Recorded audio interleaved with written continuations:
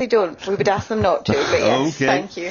Message delivered. Gemma MacDonald, thank you very much. 12 minutes to 9, and kind of on that theme, 2 backpackers have been fined in order to leave the city of Venice. Their offence was making coffee next to the Rialto Bridge. It was an action that didn't keep to the rules of public decorum and respect, according to the Venetian authorities. So, should the same attitude be shown in other cities, including our own cities? Are they getting too crowded with people who aren't behaving properly? Justin Francis is the CEO of Responsible Tourism and is on the line. And so is Jane de Mosto, who is an environmental scientist and executive director of We Are Here Venice, which is a group that supports Venice in every way that is possible. Morning to you both. Good morning.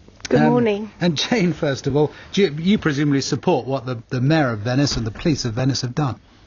Actually, I think it's wrong to be policing tourism. It's like targeting the drug user rather than the pusher. Tourism shouldn't be policed. It needs to be intelligently managed. Right, so the fact that these people were there making their coffee at the foot of the Rialto Bridge, already something had gone wrong and it wasn't their fault.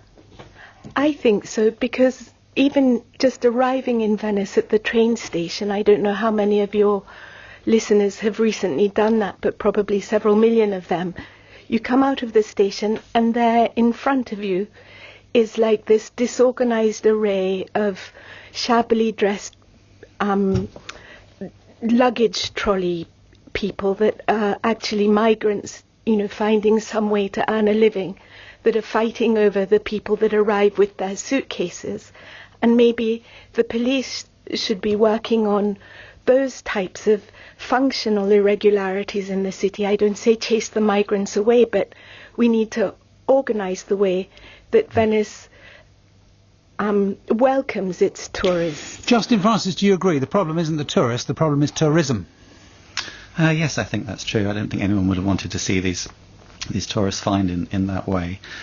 Too often tourism is designed for the benefit of the tourist, and we tend to forget that it's our holiday, but it's local people's homes. It's where residents live. And they have a right to lead their lives in an enjoyable way. And when over-tourism happens, we see places degraded both for residents and for the tourists, and so nobody really is winning from it. So what do we do?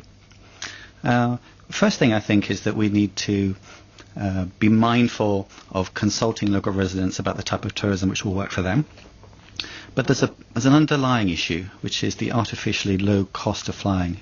And that's what's fueling the dramatic growth of tourism worldwide.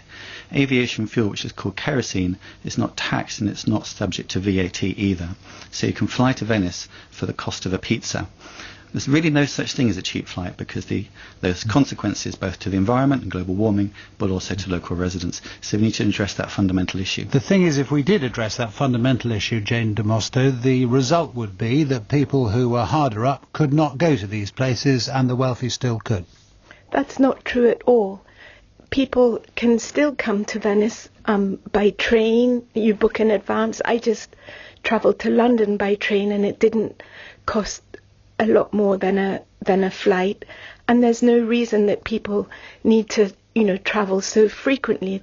They can save up for the holiday and they can be welcomed in Venice by a much more resilient and larger resident population. In the past generation, the population of residents in Venice has fallen by 2/3.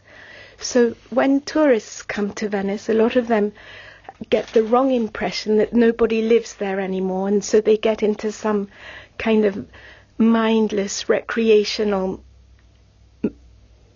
brain set. Yeah. But is that so, Justin Francis, just to finish, is that the way we are going to go? Do you feel that because you both in a sense are arguing the same thing, do you feel you're winning this? Yes, I think we will win this. 15% of the UK population takes 70% of the flights. It's really the frequent flyers that we need to be focused on. And the second thing is, when we might be concerned about the average family not being able to travel, we must also be mindful of 95% of the world's population that don't fly, many in developing countries that will suffer some of the worst consequences of global warming. So yes, we have a right to travel, but not at the expense of either residents or of global populations that will suffer from the consequences of global warming. Justin Francis and Jane de Mosto as well. Thank you both very much. 6 minutes to 9, only a couple of hours to go before they open the envelope and tell us who our next Prime Minister will be. And if it is Boris Johnson, well, we know a lot about him. But